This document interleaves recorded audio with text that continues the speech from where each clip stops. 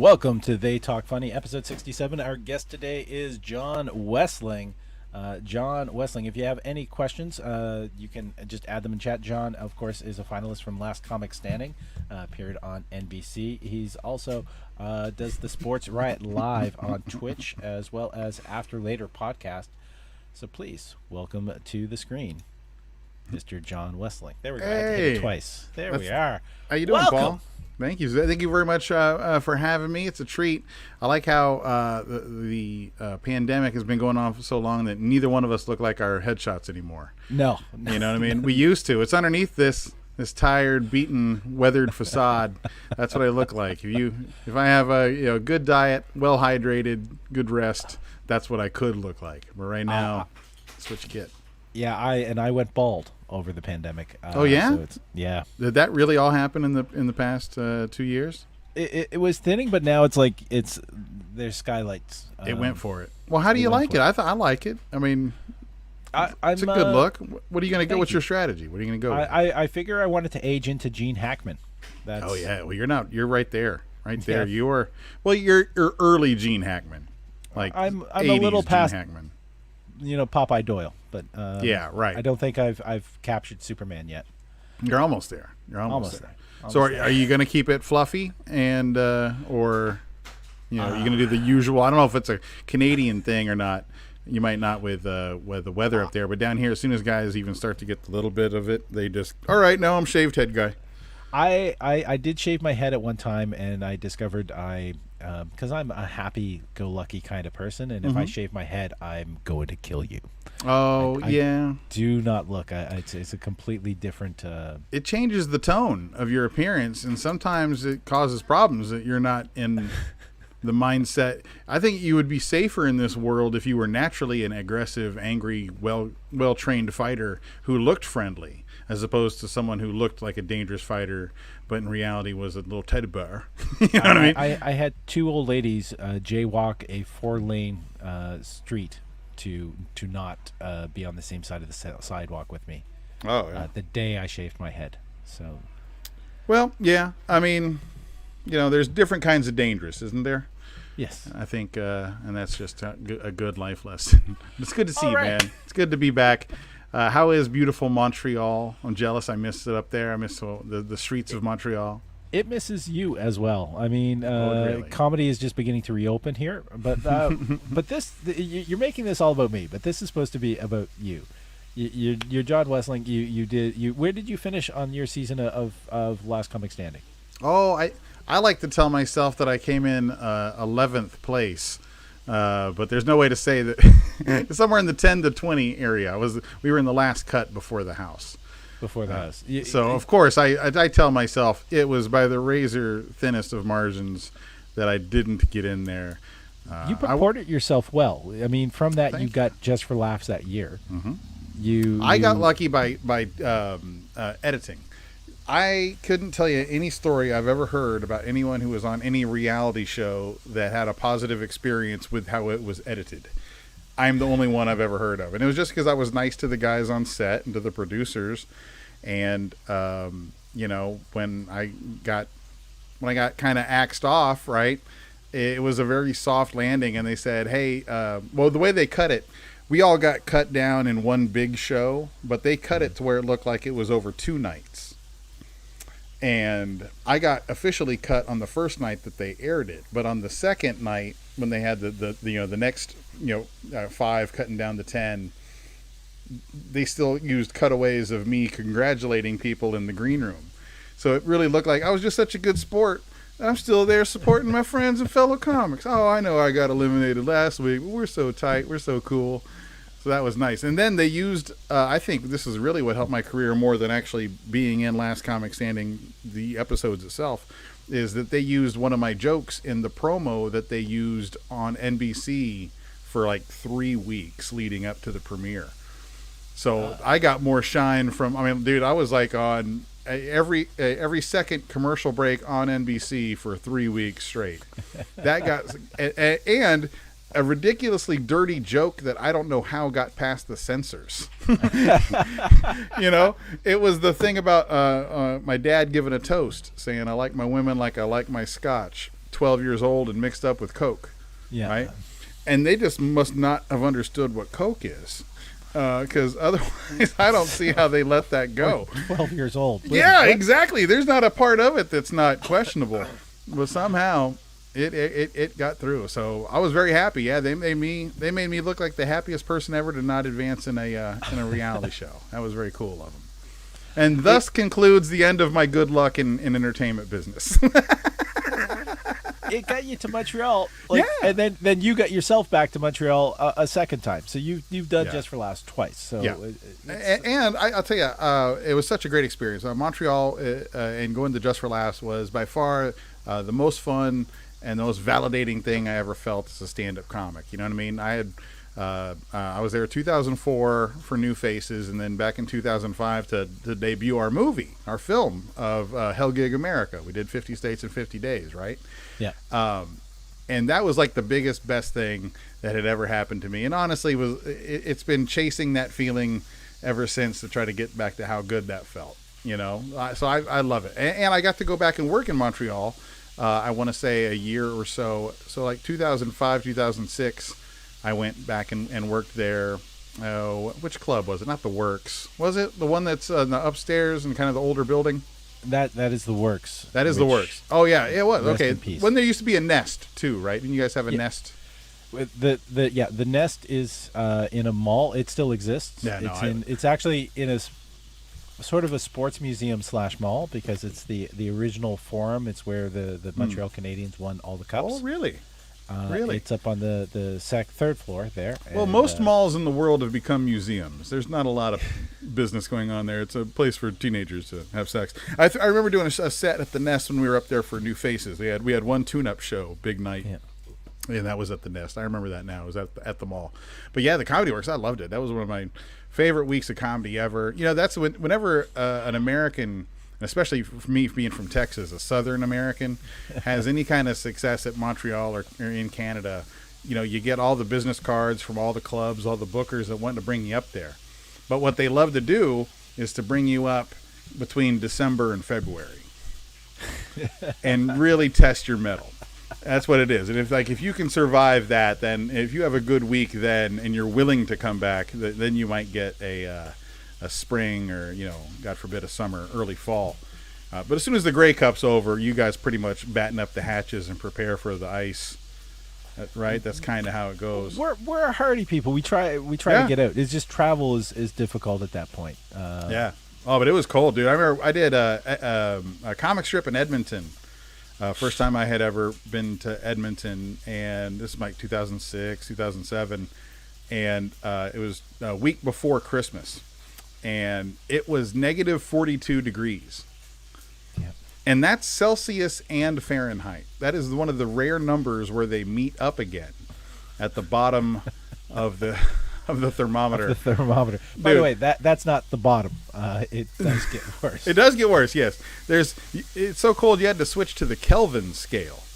And it's pretty close to absolute zero once you get north of the Great Slave Lake. I learned what that was. That sounded like a trap. But it was so cold that it gave me legit Canadian street cred. Like, I had talked to some other comic afterwards, and I was like, I've been to Canada. Oh, yeah, I've been to Canada. And I said I was in Edmonton on December 15th, and it was negative 42 degrees. And he goes, damn, I bet that hurt. Okay, yeah, you're cool, man. You're probably still cold. Cold is what he was referring to. Yeah, but I love Canada. My comedy always worked in Canada. I identify with Canadian people all the way across.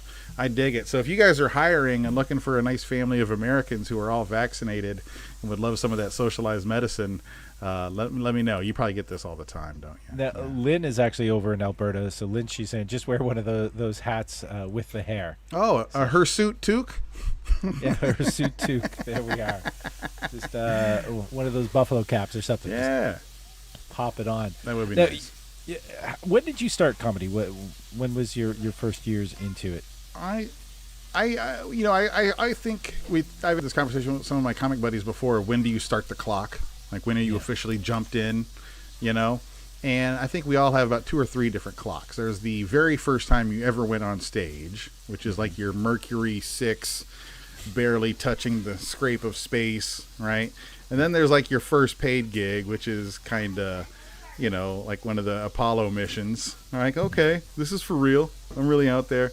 And then there's, you know, the day you quit, which I guess is a Mars mission. Or the day you quit and take a radio job. That's what they always said was funny. But I started when I was in high school in South Texas. So this must have been around 1992 would have been the first time I was ever on stage. And they had comedy one-nighters at bars all over the place at these little towns. And they were just sending comics down from Houston or Dallas. And I kind of did a little recon and found out that they only send 2 comics to these gigs. Right? It's like a 2-man show, a feature and a headliner.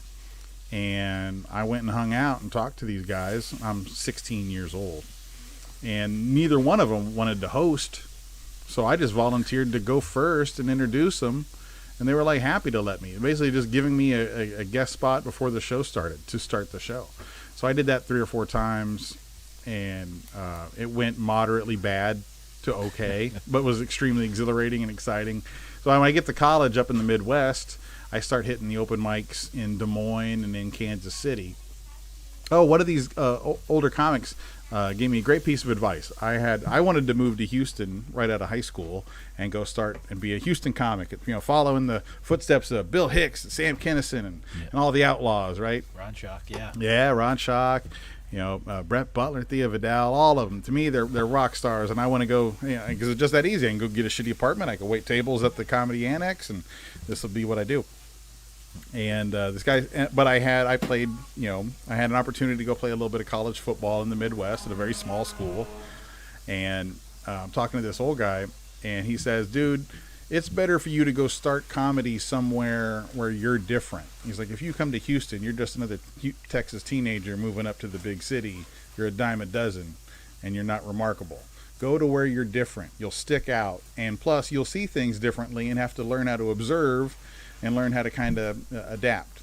And it was the best advice I ever got, because there I was, stranger in a strange land. I got to learn all those things, and I felt like that really kind of started and got me going. By the time I got out of college, I was already, you know, opening and featuring, kind of, instead of going and really pursuing communications and radio stuff. I just moved back down to Texas as a comic.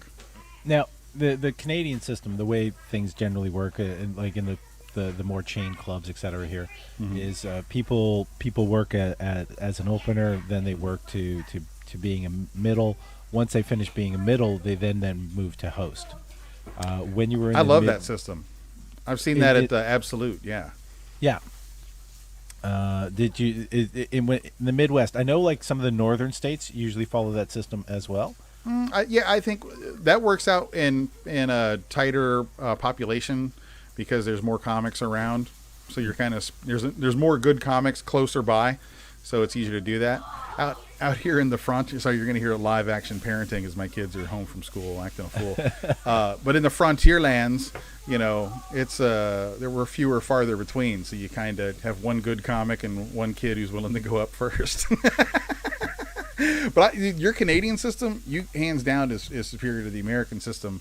Having headliners, actually, your best comic on the show is one of your headliners, and then having that sweet spot in the middle for your up and comers, and then a big name or whoever after, solid. And it trains your headliners to be good hosts, and that's a very, very important overlooked skill down in the States. We look at hosting as a lower class of comic, and like what's the number one job a comic can get, right? Is hosting the Oscars, hosting the Tonight Show, hosting, not headlining. Letterman. Yeah. Right. Yeah, you're not headlining the Oscars. No, you're going to go headline. You want to go headline an off night somewhere at a shit gig, or and forgive me, I didn't know if this was bad language or not. But it's whatever happens. Whatever. Well, you're Canadians and very polite. I don't want to offend anybody. Oh, fuck yeah. There is, well, I mean, part of that is it's also, when you're moving up to being the headline, to be like the closing act is. Mm-hmm. You sometimes need to be able to fill a little bit of extra time. So if you're comfortable enough doing crowd work, which is part of being a host. Come on, you never know what you're going to deal with. My first time going across the country here, I was hosting for most all of it. And even though I'm traveling, living the dream as a host, I'd have people come up to me after the show go, "You're really funny. Have you ever tried to do stand-up yourself?" Just, Like it looks so effortless, they didn't even think you were doing it. yeah, exactly. Because cool. they don't view the host as like if they're not in the system, they don't understand that. Because you're the seam in between them and the show, right? Yeah. And if you're crafty enough, you do it well enough. Yeah, it's that I think that's a sign of being a excellent host who can make a show nice and smooth. It's not like they just think you're up there like some local bingo caller eating shit for them for 15 minutes. You know, I'll say another thing. I know before we move to the next topic, I want to give Canadians even more credit. Your system of how you handle tabs at the end of the shows is so far superior to Americans. You basically, when the show is over, everyone sits there peacefully, calmly, and pays their tabs and leaves in an orderly fashion. In the States, they have to drop the tabs on people 10, 15 minutes before the show is over, and then have to settle up with them at the table during the grand finale 10, 15 minutes of the show. And if they end that show and turn those lights on without having tabs, customers will scatter and try to run away without paying. And we literally have to have squeeze points like cattle, like a squeeze gate at the door, and give them tickets to prove that they paid to get them to leave. I think it's a fundamental difference between Canadians and Americans. That we're the people that go, they haven't charged us yet, run. As opposed to you guys going, all right, everyone just sit here calmly and we'll figure out the bill and, digest the laughter of the performance that we just showed. In America, we're just, as soon as that guy starts talking, we're running. So some of the clubs do the check drop like during the last act. It really depends on where you're at. But the check drop is one thing, but do they come by and do the full check out? They usually kind of wait, and as soon as the show is over, then they kind of grab the. That's what I've seen at the handful of, and I think things are a little bit different now that they have the portable POS like the Square readers and things, where they can just knock it out real fast as long as it's all on one kind of thing. It's not the grab your stuff, take it to the back, run it through a machine, come back with paper, have them sign it, take it back anymore. So maybe that's adapting and changing things. But overall, my compliment is to Canadians for being so civilized. So you're sucking up nicely. You realize, though, Americans can watch this show. So, hey, me and my fellow Americans know where we stand with each other. I have no problem giving them their criticism directly to their face as well. Your comedy has evolved. I mean, since I saw you last live, it has evolved because you're actually you I think it's aged with you. You've become a dad. You have 4 Thanks. kids. You talk about taking the kids to the water park, whereas you were a bit more not exactly a party boy, but a fun time. Yeah, guy. I would say when I was a younger comic that I think just like due to my whatever, that was kind of the vibe, right? It was more fun party kind of comic, and other people of that ilk had a very successful run doing it. I think my problem is I fell in love and started having kids and kind of went with the person I was becoming as opposed to trying to stay party monster in spite of it all, right? Well, okay, what do you think is the importance of keeping honest on stage? I think your mileage may vary. I don't think there's a standard fit for that. I think there's some people who their entire performance on stage is an act anyway. So they're honest within the character, I suppose, right? They're doing what works. I don't think honesty is implied or guaranteed in comedy, and I don't think there's anything wrong with that. I think there's some people who gladly put on, the porcelain face and go out and do their stuff, and that's their job, and who knows what they do in real life. And then I think there's some that have to come straight from the bone marrow with truth at you. It depends what's your thing, man, what works for you. I mean, can you be some sort of honest, deep truth teller who's doing one-liners like a vaudeville comic? That doesn't really hammer out. So I don't mean to be vague, but that's kind of how I feel about it, is that, there's 100 different ways to get at this. And the only thing that matters is how it works to the audience, right? If you keep it that simple, then yeah, some people, and with no judgment, their performance, their persona, their creation, their art is a lie. And that's fine. That's fine because it works for them. If they can make it work, it's good. And there's nothing I don't mean to say that's fine but still being a snotty bitch about it. I'm serious. Like, no, if that's how you paint, that's how you paint. Right? That's whatever works. Nicely said. Lynn Alex just sort of jumped in saying Canadians love lines. I believe that's They do. Paying the bills. Oh, you guys queue up like you wouldn't believe. It's a one way to keep warm during the winter. There's Yeah, it really is. It really is. I've seen. I want to say one of those the Just for Laughs, the hidden camera shows. They were making Canadians get in line. Like they would just have 3 or 4 people form a line and just like for nothing and just see if anyone got behind it. And sure enough, you're just like, oh, I guess this is where we queue up for nothing, for nothing. But it's got to be for something if there's a line, right? I suppose it's northern cultures kind of go with that. Like it worked well in Russia. They lined up for a long time until their country was no more. Yeah, wasn't their fault. They were in line. They were in line. Wasn't. Now, how would you describe your comedy now? Like, what would you describe as your style? Man, I am. Well, I'm glad you said evolving because it does feel like that. Time will tell if it's evolving in the right direction. But I do feel like it's more. I'm not a slave to the laugh per minute anymore. I think that for me, I've broken the dependence on killing, right? And I think that's a common poison mindset for comics, is that they're chasing the huge, popping, roaring crowd, applause, hooting, hollering. And I think that once again, some people, it works up great.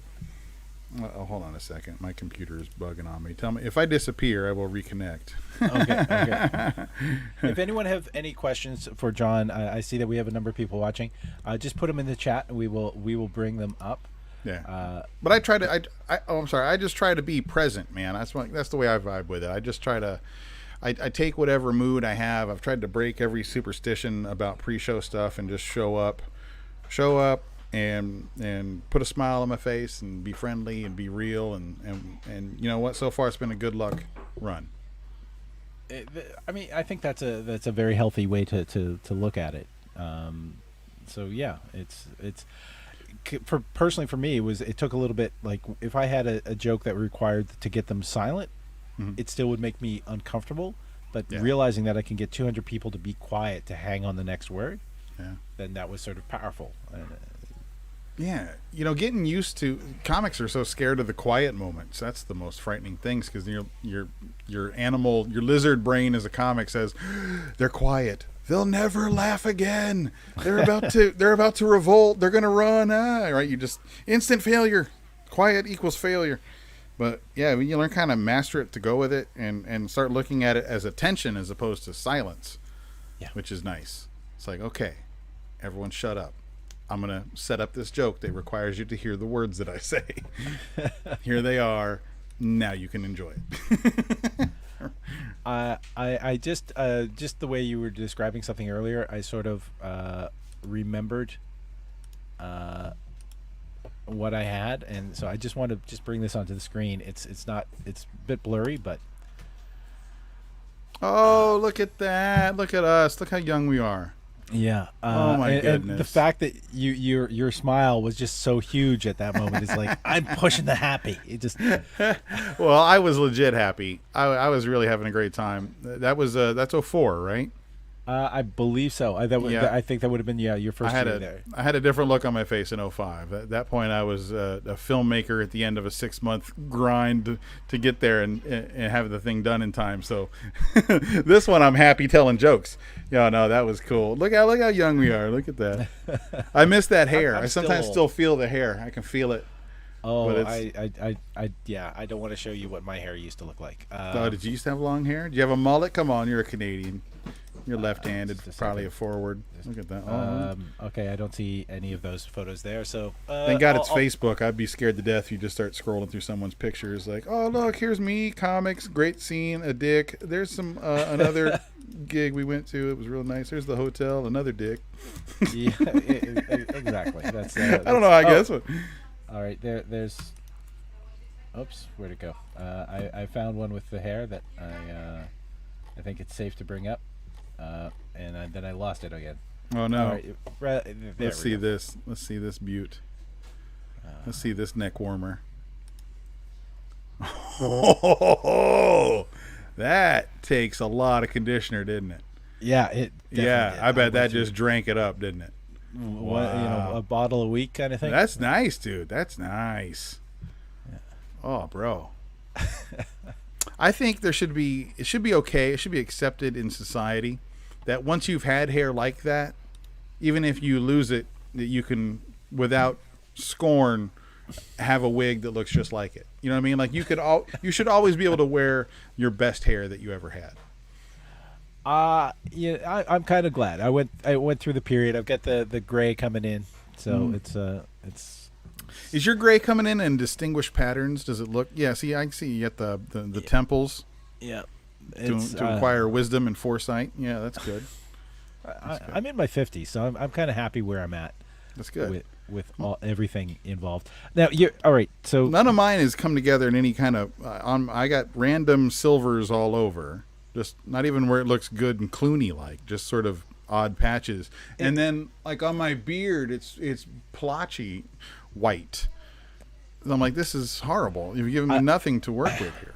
Well, my mustache is the part that scares me the most because it's sort of like the white is coming in here and it's coming in here, and I'm afraid that at a distance eventually it's going to look like I just have a Charlie Chaplin. You're gonna have a Fodolf. Yeah. So even though the hair's on the side, you know what? Trim the top of it just above the lip like a Picasso. Oh, no. That might be your way out of the. This mustache gets me a lot of work. I play a lot of cops on TV. Yeah. Oh, okay. Well, hey, I ain't gonna mess with your work, bro. I didn't know that was a load-bearing mustache. Play creeps. So, dude, that's I was laughing. I was telling my buddy my future as a 46-year-old chubby white comic. My job now is I should be a character actor and just play bad cops and shit like that. You know, that seems like the best way to go. Like, just lean into it, man. Just don't horn in on my angle, man. Hey, I'll be they can't film. There's a lot of film productions between Montreal and Houston. I'll be the true. We can split the work. We create a league. Like a villains league. How about that? But imagine an entire booking agency that just booked, character actors who just were like regular dudes. Like, you need angry truck driver? What color? I got 100 of them. You know? All right. So to bring it back, you said that you learned that the last per minute was not everything to you anymore. This is in how you've evolved your style. Mm-hmm. What is. So that was what it's not. What is it to you though now? What is the metric that I go by? Right? Not just the metric is always about the audience laughed, whether or not it's for the minute, but the strength of it. But how would you describe if you didn't know you as a performer, how would you describe you to your friends? Well, that's tough. Conversation. I would definitely more conversational, more affable, a little more of an everyman. Like I've always been pretty good at whenever there's a butt of the joke, I'm always kind of it. I'm almost like, the stereotypical sitcom dude who's, the loser all the time, right? So I kind of rode that for a while, but I was still a little pointed and mean about other things. So I think I kind of gave too much weight to, I've already made fun of myself, so now I can pick on you kind of thing. Right. And I got away from that. I got away from that. Like I've dropped a lot of bits I used to love, and now I just feel like an idiot telling them. Just because I don't, like I could argue it, I could defend it. I just don't want to. I don't feel it. I just, I'm definitely more, I like to go with what I call the demonstration of skill. Like I've kind of taught some new comics before, the way that whenever you walk on stage, the audience's first thing isn't thinking, are you funny or not? It's whether or not you know what you're doing or not. So that's how I look at it. So when I take the stage, I don't have a set list. I have a flow chart. Here's the things I'd like to talk about, but if it goes this way, then this is what I want to lead to, So then it's like, I'm just going to go up here and demonstrate the skill. I'm going to talk clearly. I'm going to look confident, and I'm going to have a couple of good jokes right off the bat, and then they'll know that at least I'm a pro. They may not like what I'm saying yet, but at least they will believe that I am good at saying what I'm saying. Yep. No, that is right. I love that. I love that attitude. It's you go up there, you let them know, what you're doing, so they can relax and enjoy the ride. Mm-hmm. Yeah, it feels comfortable that way. I learned a tough lesson. I mean, civilians, when they find out you're a comic, and I say this friendly, they always one of the first questions, how do you get heckled? How do you handle a heckler? Right? I'm like, yeah, it happens, but it doesn't happen as often as you think because perfect. You just came up in the Alyssa's question. This is the best advice I ever got. How did he put it? If you go up and be as funny as possible, as fast as possible, just in case someone stands up and says you suck, no one else believes them. Because that's really when a heckler wins. When you are sucking, when you are on the ropes, when you haven't demonstrated that skill, then they go up and then now the heckler's winning and you're losing it. Because when they say you suck, everyone else believes them. And I learned because my whole vibe on stage counts on being Mr. Nice Guy, right? If I'm not likable, this ain't gonna work. And I'm also experiencing hearing loss as I get older. Kind of runs in my family, and that's made me feel weirdly vulnerable on stage in the past few years. Where there was one time where I was on a ship, I was working on a cruise ship. And I thought some guy, he shouted something out, and I thought it was aggressive, and I just jumped at him all of a sudden. And he was just everyone was looking at me all aghast, and he hadn't said anything mean at all, but I just reflexively chewed this guy out in front of everybody. And I'm like, I'm very sorry. And they kind of laughed it off, but you could tell that the weirdness was in the room. So yep. I have a guideline. If someone does want to heckle me, I have to let them hit me 3 times before I can come and say one thing. For me to be mean on a mic in a room full of people at a stranger, man or woman, I have to make them earn it first. So I gotta, it's like Muhammad Ali. I gotta do the rope-a-dope. I gotta lean back and take a couple of "you sucks, you fat prick," and you know what I mean. And I gotta be nice. Hey, we're all just trying to have fun here. Oh, you suck, you're fat. Which is the usual what they go to. As soon as they get that third one out, and you feel the audience turn, where they're like, "Shut up, he's trying to work." Then you have the righteous hammer of God, right? Yeah. I avoid all of that if you're funny as possible, as fast as possible.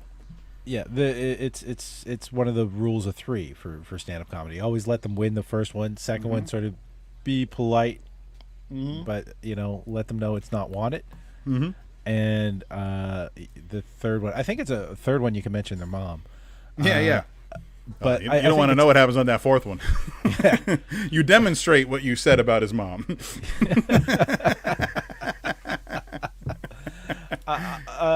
Elisa Dubinsky is asking, who gave you the best advice about stand-up comedy, and what was the advice? I love my listeners. That's a tough one. There's a lot there. There's a lot in that one. The most useful advice, Ron White, years ago, blue collar Ron White, when he was still in and around Texas with the long hair and wore Hawaiian shirts and lived in Mexico. Original Ron White was an animal. Just an animal. And he said, sweetest guy too. Oh, he's a great dude. Great human being. I love Ron White. Anyway, I think it was the Improv. It was Houston Improv right when it first opened. I was like emceeing for him. He was headlining. And they came back in the green room and, can we eat guys anything? You want anything to eat? And I was like, no, I don't want anything. Nothing to drink, nothing to eat? No, I'm good. And he just goes, he'll have a scotch and the prime rib medium rare. Right? And then they leave and he goes, kid, always take the free drinks and always take the free food, because if you don't, they ain't going to give them to us anymore. I'm laughing. Like, I don't give a shit if you throw the steak in the trash on the way out, or if you just leave it there. Order the goddamn thing. Make them cook it. So, yeah, the greatest advice I ever got early in comedy was, it was very rarely artistic in nature. It was more about the grind and the gristle of being a road comic. You know what I'm saying? Always look under the TV for weed. There's porn under the mattress. Probably not the kind you like. You know? Get paid in cash. Don't leave the room until you get the money in your hand. Well, there's one good guideline, and I tell you, I saw it play out. I can't remember who told me. It says if a gig or a club or a book or whatever, if they always pay in check, then keep paying you in a check, that's a good sign. If they have paid you in cash and then switch to a check, they're going broke. Run to the bank and cash that damn thing before it's not good. So if they were always paying you, if they always paid you in cash and all of a sudden it's like, hey, can we give you a check? This will probably, don't worry about pissing them off, because this will probably be the last time that they're open. Yeah, but by the way, the Comedy Works burned down, and it it got padlocked, and then new owners came in, but they inherited the space, but they were not really keen about running a comedy show, and then they were building condos next door, and that caught on fire, and it burned the Irish Embassy, which was a bar, and the Comedy Works. That was the bar right next door, right? Yeah. Yeah, I remember drinking over there. I don't remember much drinking with you Canadians. Holy crap. I don't think she's laughing at the Comedy Works burning down. It would be messed up. Well, Leslie, you're horrible. The club burned down. I hope there was people in it. I hope it was full of hecklers. I think that was for the weed under the TV. Oh, yeah, that's a pro move. I did that one time with Felipe Esparza. I was working at the comic strip in El Paso, Texas. Mm-hmm. And he was coming the week after I was. And after the first night of the gig, one of the old bartenders who didn't work there anymore, he was having a party. And they're like, "Yeah, we're all going over to this guy's house for a party." I'm like, "Oh, I haven't seen him in 2 years." Now all of a sudden he's a full-blown pot dealer. He's got one of those islands in his kitchen where everyone's hanging out drinking, and the island is full of just bales of freshly smuggled across from Mexico marijuana, just heaping like we're shooting something from The Wire, right? And he's like, "Hey, what's up, Johnny West? Good to see you, bro. Oh man, how you been? You want some of this?" I was like, "Yeah, I'm thinking I'll get a couple of doobies for the week at the club." He grabs like one of those grocery store vegetable bags. And he's just talking to me and throwing it in like handful. "Oh man, so dude, how was the club, man? You like the new place? What condo they put you at?" And he's just sitting there doing that over and over again. And I had to go, hey, dude, I only have like $40. And he's like, "It's only 20, dog." And then like spins it and chunks it at me. And it was literally an ounce and a half. It was way more. And I didn't know what to do with it. I went through 2 packs of zigzags, just rolling up these things all over. I'm like lighting one and just leaving it, like my dad with cigarettes. And then I think I was flying to Philadelphia or Atlantic City the next week. So I'm like, I can't fly with this stuff in this post 9/11 world. They're looking for bombs, but they'll bust you for weed too while they're at it, right? Those dogs are multitaskers. They can smell bombs and a brick of weed. So I hid joints all over the condo, 2-bedroom condo. I stuffed it like an Easter egg hunt under the TVs, under all that. And I just left a note for Felipe Esparza. I was like, "Hey buddy, you're going to have a great week if you look under here." And then look under, and each one had a note, to go to the next one. And to this day, I it's only because I was out of town. I don't think I was in his wedding, because he me and Felipe Esparza see each other. It's like, bro. Santa Claus and the Easter Bunny all wrapped into one. Oh my God! He was like, "How'd you get it? How much did you have? It's everywhere." That was a lot of fun. How's your writing discipline though? Like what? I mean, you were talking about poor, because you're saying poor, but you operate with a flow chart. You sort of go, okay, if I start this way, I go down that way, I can do these jokes. So that means that your body material, if you're headlining with a 45 to an hour long set, you're gonna have like an hour and a half, 2 hours worth of material. Yeah. Well, at this point. Well, I worked on cruise ships for about 5 years, and it's so funny. I got that gig right when I was just about to scrub and throw away everything, right? Like I was at that point, I'm like, you know what? I'm just going to not do these jokes anymore and start from scratch. And then I got a gig on a cruise ship where they're going to pay me a lot of money to do 5 different 30-minute sets. So I'm like, well, I can't do that anymore. So what it made me do, it made me go back and fix every joke I've ever written. Like I feel like an accomplished woodworker, where instead of having the wood shop full of half-finished projects and things that are half-assed good enough, it's all the way. Like I've gone back and it's kind of been really, really fun. Like for me, that was the my writing process isn't like it used to be, where every day this, I always have a notebook out, try to tag things up. Now it's like I had to go back and restore and replace and fix. So I can do about 4 hours. You put a gun to my head, I could start and do 4 hours of material without crowd work, right? Not all of it's awesome, not all of it's relevant really anymore, but I can do it. And it'll include some of your mean stuff that you sort of... Yeah, exactly. Yeah, it's stuff that I don't want to do. I'm not like ashamed of it. I just don't want to do it anymore. I don't feel that way anymore, so I don't want to say those things anymore. But now, okay, well, here's my secondary system that I used to have was I was a binge writer, where I would like a wolf quickening, like I would just sort of, things would percolate inside, and then all of a sudden I would just like really dramatically, I'm in writer mode now. And I always made sure whenever I felt like I'm in a writer mode, whenever I feel like I'm on the edge of epiphany or breakthroughs, or when I smell the muse's perfume coming, right, I wouldn't watch any other comedy. I wouldn't watch anything. I would hardly watch movies. I would just, because I didn't want to be influenced and on something and spend a lot of time working on something and it's exactly like someone else's. And then that's exactly what happened. I basically created about a brand new 45-minute set that I was so excited to bust loose with, and Louis C.K. kind of stepped all over it. This is around like 2008-9, right? And it just took the wind out of my sails. So now I just sort of go easy with it. Like I let jokes develop in my head like a rock tumbler. It starts with a little, like I come up with a joke fragment, something tickles, makes me funny. Like yesterday, I'm talking with someone on Twitter, and they misspelled, like a typo, the word literally. And it has tickled my head ever since how perfect it is to have a typo on the word literally. It literally means to the letter, right? And I don't know why, but I just kind of I'm stemming on it, right? I just sort of keep going on a loop over and over, and who knows what that might turn into. Nothing. It might pop up in a line in some other joke. So I just sort of let things subconsciously cook. I just keep adding. That's a funny looking thing. Put it in there, and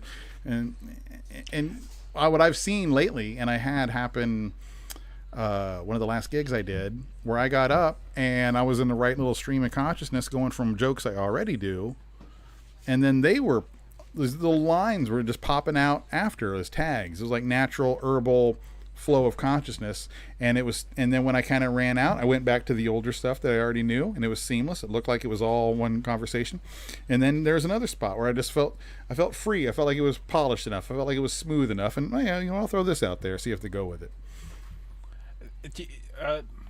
Do you risk losing stuff, or like when those first ideas are popping in your head, do you at least kind of put them in a notebook? Or I have like a weird shorthand, weird scribble thing, like most comics. Like you ever see, for our civilian friends out there, what you think we call our jokes, we don't call our jokes, right? It's almost like horse racing names. There's the horse racing name, Secretariat, Man of War, but in the stable they call them Bunny, right? Like, so for me, on my set list, if you don't know my act, you'd look at my set list and you'd have no idea what this was about. There's this little keywords and phrases, nonsensical sometimes, right? And sometimes one word is one word. And sometimes one word is an entire 15-minute chunk that I know means one word, right? You know what I mean? Like if I just write Dad Whataburger, that's an entire set.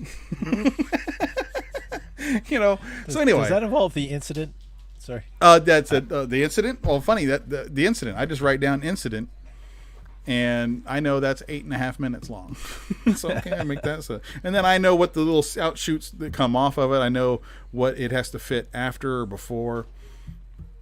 That's when it gets kind of corny. But dude, I've lost jokes all the time, dude. I lost one that I lost it 15 years ago.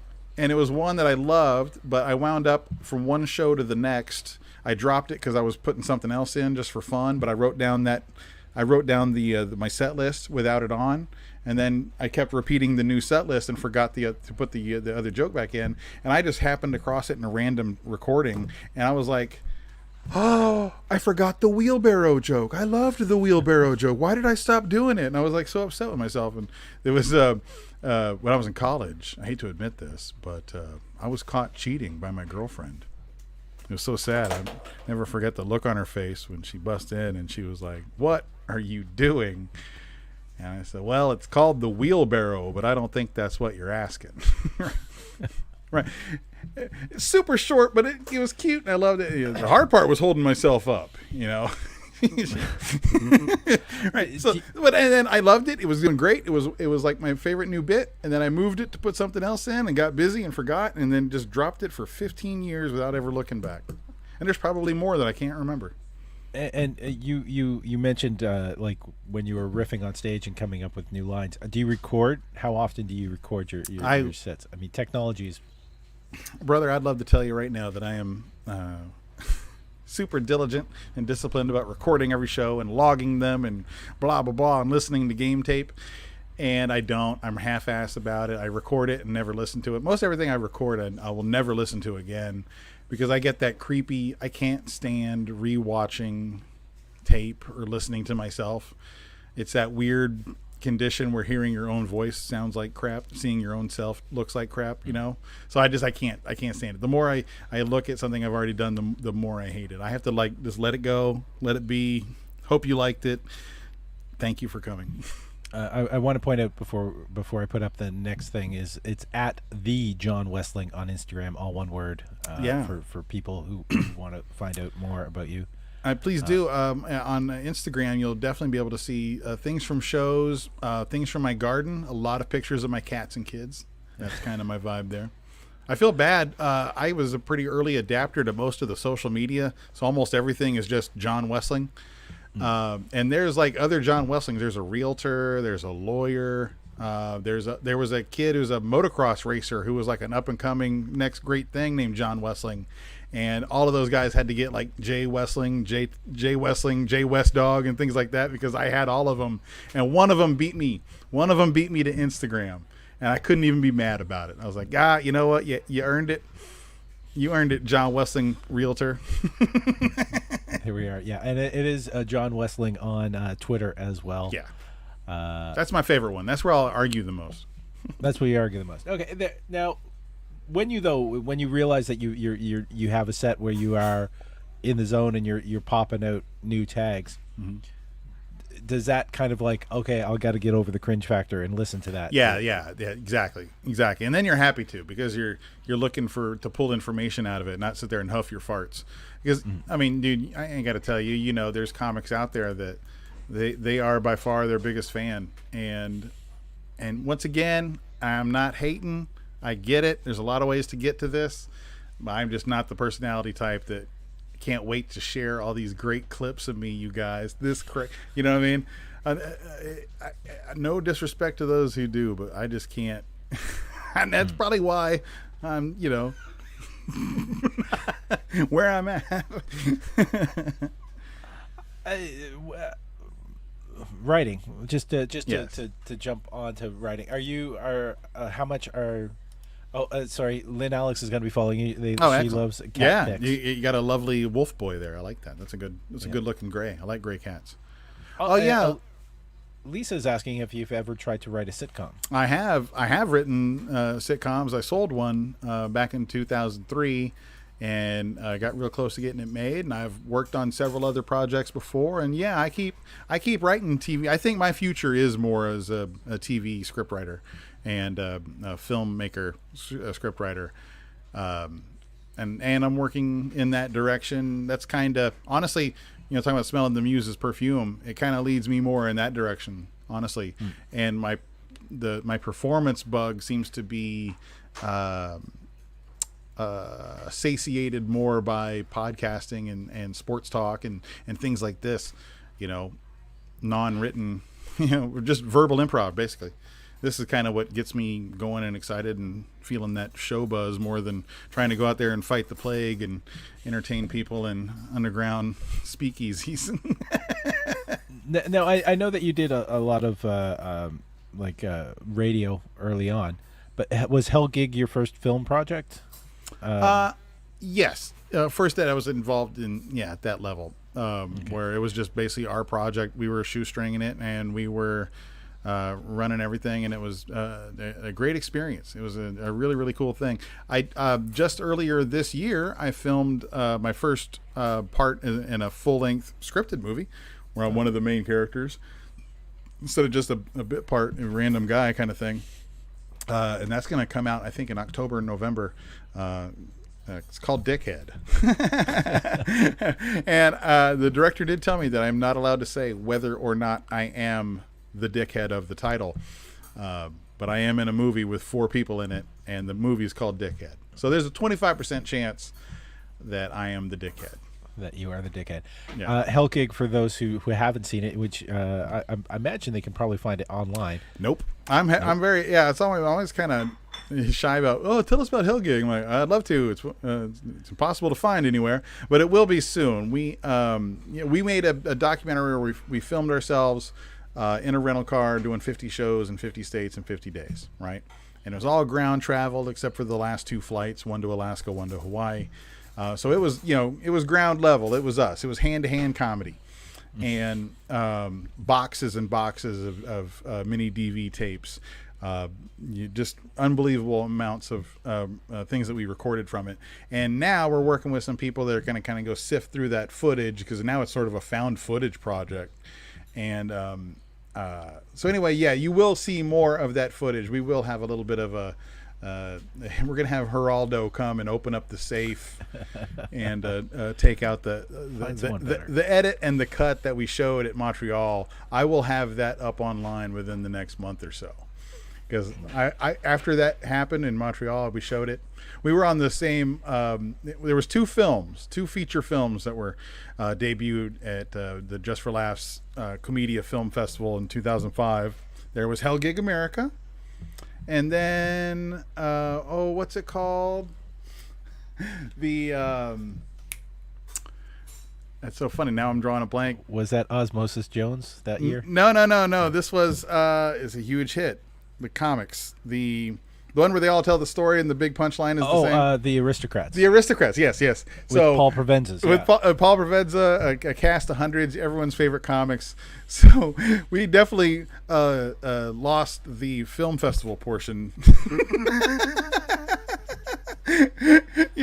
were the movie that premiered on the same weekend as The Godfather, kind of thing. But it was cool getting to meet all those guys and hang out with them. And they're like, "And what'd you guys do?" "Oh, we're the Hell Gig America." "Oh, yeah, sorry we couldn't come to your screening. We were having a pre-party then." Like, yeah, I get it. I understand. We had no need for pre-party. Now, you mentioned how you're sort of getting your performance bug out by doing podcast. After Later is one of the podcasts that you're doing. You also are doing like a scripted podcast that more like a radio play, which is the Shirtless Man. Kind of combining my first loves and my future direction. Scripted podcast, or AKA Sonic Fiction. I heard that term put on it. I think that was a nice way to modernize. Scripted podcast. It's a story of a misguided superhero. I'll put it like that. Like comedy, there's a lot of ways to become a comedian. There's a lot of ways to be a superhero, whether you want to or like it or not. He's not the hero we need. He's the one we deserve. Ooh, that bad. Yeah, exactly. That's very accurate. So it's a link tree. So it's Linktr.ee /theshirtlessman. All is one word. If you want to listen, there's 5 episodes up. I think there's 5 or 6. I can't remember. One of them is 2 episodes combined together, so I kind of messed it. But yeah, you'll be able to follow the whole season. It's real short, 20 to 40 minute episodes. It's a good listen. Binge and let me know. And we're still working and trying to develop it. Basically, if you're making a scripted podcast or something like that, that's the new way to do an animated series pitch without having to hire animators. Which I guess, I mean, it's not entirely new. If you look at Douglas Adams and the Hitchhiker's Guide to the Galaxy, that went through so many different. It went through 2 different radio play iterations. Oh yeah, with changes in the script in between. Mm-hmm. Oh, yeah. Now, this past year has been fairly difficult. Like, you're in Texas. Texas never really closed down. I know a lot of comedians have moved to Texas. From you're shaking your head. Yeah, we appreciate that. How have you viewed everything that's happened in the past year? I'm not just talking about the pandemic, but I mean, because you would tour, you used to travel. Oh yeah. It's nice to have all of the gigs within driving distance now be completely clogged up with people who had to leave their places where they had no gigs anymore. That's nice. I feel like I'm a native bass in this lake, and the fish and game departments from all other 49 states just dropped off a whole bunch of their favorite bass in my lake, and they're telling me how great it is. I'm glad everyone who's recently moved to Texas is enjoying themselves. It's very nice. Good. Thank you. I look forward to your GoFundMe's because you won't wear a goddamn mask. But anyway, I'm trying not to be bitter. Overall, I'll tell you, Paul, the past year and a half has been depressing and disheartening and discouraging about how I feel about our fellow man. You know. Yep. I feel I like can I'm see that. amazed by how stupid Your the picture people has are frozen en masse, somehow. really, but Okay. I try to keep it funny. I try to keep it light and try to find the best angle at being able to laugh about these things, and stay alive, keep moving every day, wear a mask, wash your fucking hands. Can Right? I ask how you sit on vaccination, or is that Go get you them. want to keep that private? Get Go get 'em. vax. Go get your shot. Get it as fast as you can. If you haven't yet, go now. I don't know in Canada if is it free. I'm guessing it's still the way it Still works. free, yeah. Yeah, go get it. There's no excuse not to. Someone said the other day that they've given out over 2 billion shots in arms around the world, and if it was dangerous, there would be millions of dead people, and there's not. It's safer than aspirin, so quit being an idiot. Go get the shot. If you're scared of the 6 to 18 hours where you feel like you have a cold after, get over that. Yeah, it's a lot better than it's a lot better than a week on a ventilator until you're praying for death. So go get it. It's just your civic duty, man. It's public health, And what bums me out is I thought that was a common given, like that was something that was granted, and I've learned very painfully that it's not. That the herd is not avoiding the cliff. The herd is dumb. Shit. Yeah. We're in a dumb herd. So now your picture is frozen, but we can still hear your audio. Oh, okay. Fine. Sorry about that. I don't know if it's if you're on a Wi-Fi connection. I might have or to. not. I don't. Can you hear me still? I can still hear you. All right. I may have to go soon because my computer is having a bit of an issue. So I may lose you entirely. All right, then I do want to mention for everyone watching, Warm at First is your album, which is on all the digital services that are out there. What is your hopes in the future? Let's try to. For who? For what do you think about the industry and for yourself? I hope, Paul, that you continue to get more and more work as an actor. So you don't come do comedy in my village, in my lake. No, okay. Well, how do you mean for the industry? Just like in general, all comedy? All of comedy, maybe for a little bit about yourself too. I mean, because the industry took a huge hit, and we've everybody has really got into these podcasts. StreamYard has made it easy for us. I think as far as the industry or the idea, the art form of stand-up comedy and associated means of expression, I'm optimistic for the future. I think the more people get the opportunity to express themselves, the more you'll find out who's good at it and who's not, and you'll find voices that wouldn't have had the opportunity before. I think that it's a people's revolution when it comes to comedy, and that we're seeing how useless the gatekeepers truly are and how powerless they are now and how powerless they really were before. So now everyone, if you've got a laptop, you got a camera, you got about $50 worth of stuff or just a phone, you can reach the world. So I'm excited to see the creativity that comes out of that from my generation, from the next generation, and the one after that. I think as long as comedy stays true to being funny, as long as it stays true to being able to count on the one simple thing of a laugh, then I think it'll be just fine. And your lips just synced up for that last. Everything Oh, will be really? just fine. Yeah. Oh, good. So we're back at it. Again, Warm at First. His album is out there. Hopeful for the future. Hopeful, except for the gatekeepers. Good luck to those guys. They'll be fine. They'll be fine. They'll be fine. They're already millionaires and getting mailbox money, so I'm not worried about those guys. Yeah, they're landing on their feet any which way. But now I don't know. They'll sell candles, whatever it is rich people do.